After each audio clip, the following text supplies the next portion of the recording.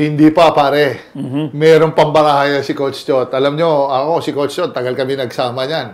Sa Pure Foods, yung team namin dati, talagang naging coach ko pa siya. Pare, he will never run out of cards in his, sa kanya. Kasi Coach Chot, very dynamic ang tao na yan. Ang dami niyang kaparaanan para kahit pa paano mag-trigger, mag-motivate.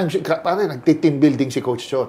He knows all the indicators o mga techniques para ma-motivate ang team. And, pare, you're talking about Grand Slam bid. Minsan lang ito dumadating sa career ng isang coach. Hindi ito madalas. So, he will make necessary adjustments. Baka magbigay na magtapon niya ng mga he can afford pare, to do that because, pare, 1-3. So, your back is basically against the wall. Naka-pin down ka na dyan. So, there's no way but to go up So, ang gagawin niya, lahat ng susugal na yan si Coach Chot, hindi, pwede mo sabing desperate because money's on the line. So, this is, he has to push the panic button. But, I think one of his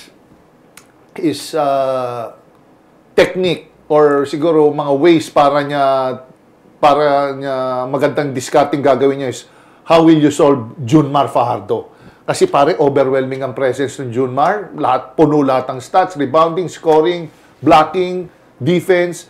Kung mas magagawa, I'm sure gagawa ng paraan to ni Coach Chot, or it's either they will let Junmar score, shut down yung kakampi ni Junmar, or shut down si Junmar.